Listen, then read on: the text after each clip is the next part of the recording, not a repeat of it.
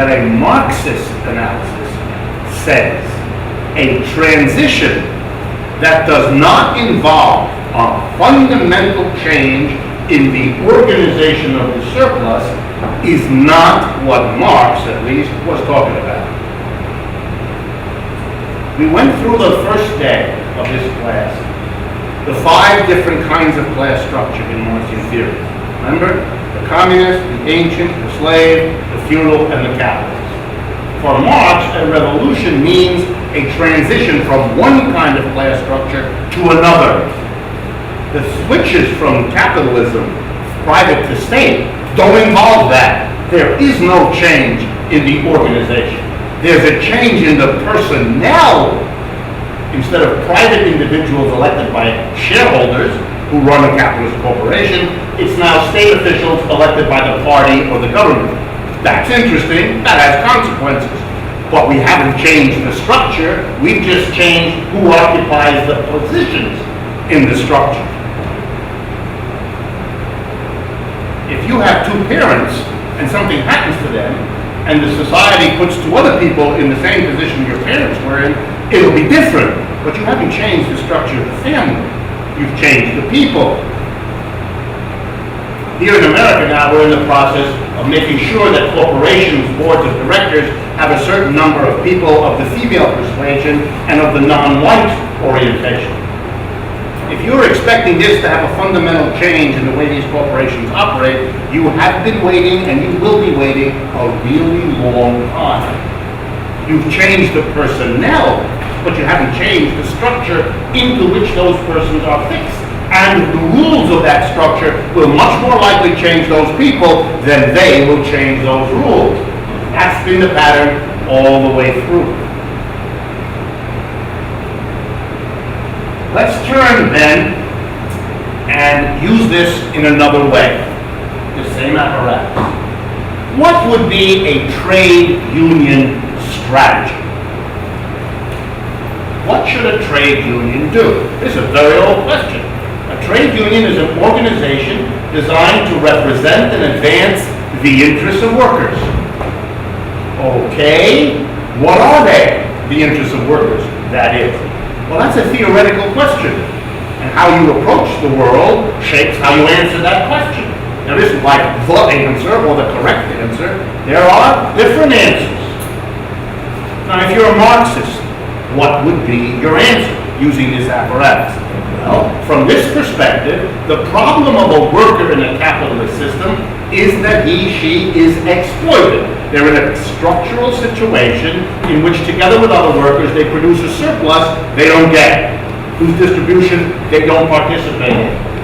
They are ripped off, alienated. We've been through all that. So if you're going to advance the interests of the worker, the Marxist idea is, hey, we need to get the worker out of that situation. And the way to do that is to change the organization of production. Production should be organized so that the workers are not ripped away from the fruits of their labor, are not excluded from appropriating and distributing the surplus the way they are under capitalism. What a worker needs is to be a full participant in production.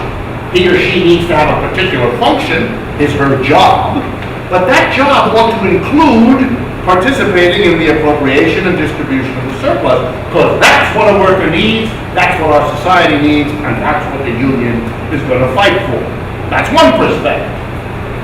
That is not the perspective of the labor movement, and it really has been. Here's an alternative view, not right or wrong, alternative view. Workers are people who sell something. Just like a peddler sells rags or a fruit person sells bananas, workers sell their capacity to work. And the job of the union is to get the best price for what you sell.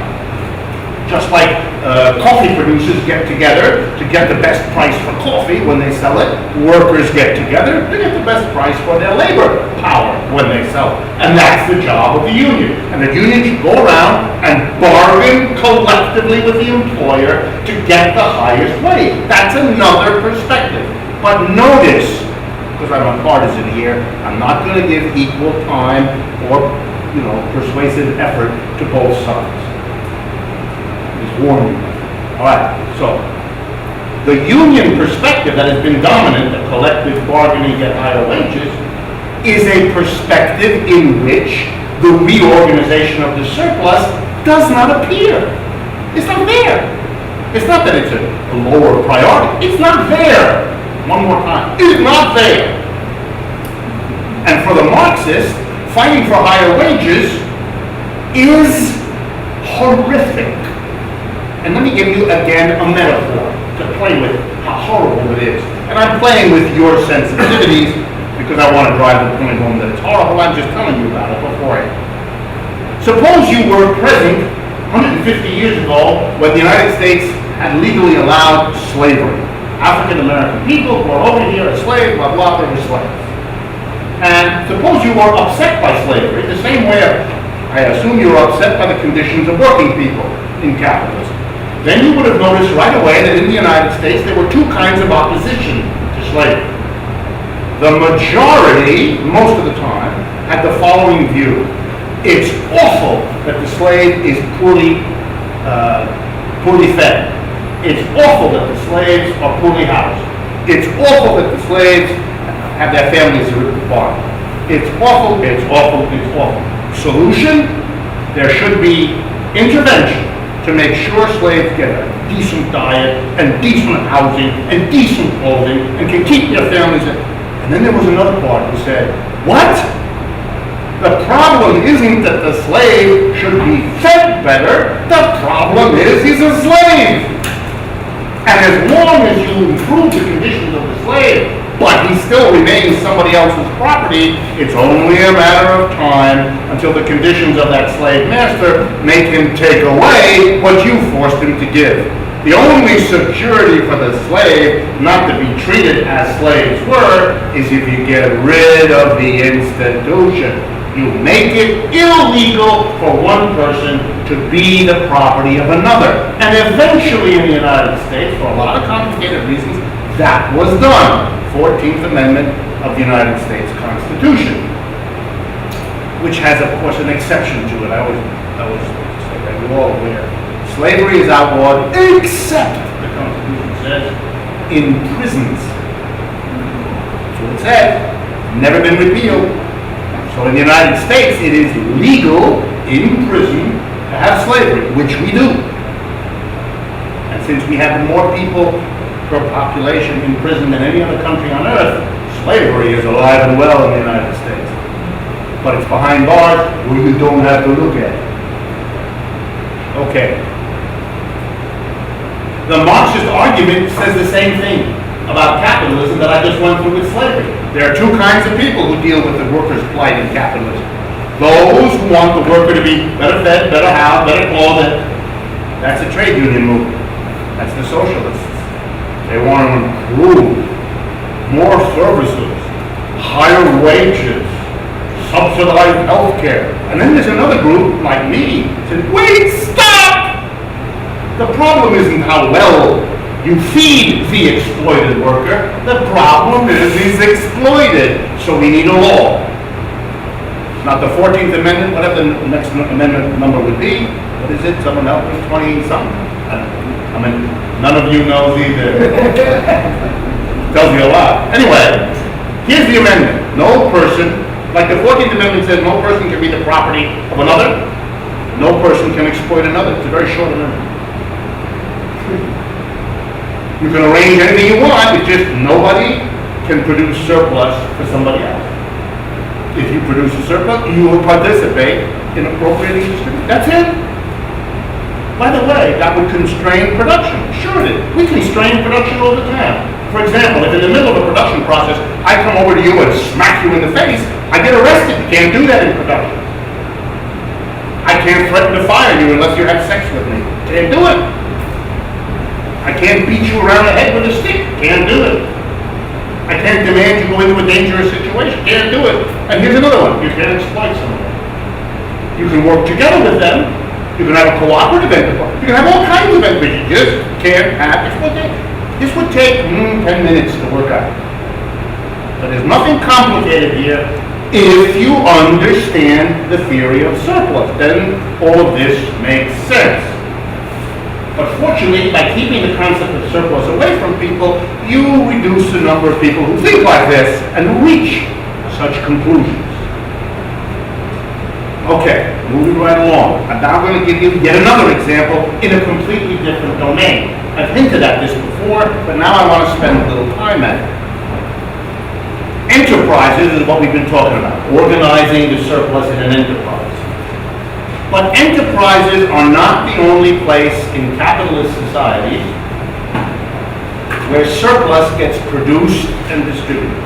And in Marxian theory, you are obligated, it's the logic of the theory, if you're going to stay with the theory, you're obligated to ask the question, are there places in society other than enterprises, because we know we've done the work there, surpluses are produced and distributed in and by enterprises, we've done that. Are there other places where work is done by people, they use their brains and muscles to transform materials from nature into goods and services? Is work being done?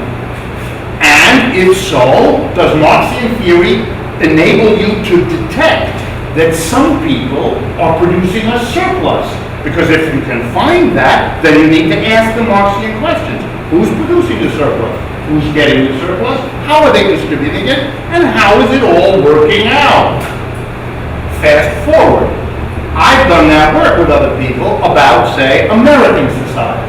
And we've discovered the following location in society, not in any enterprise, where work is done.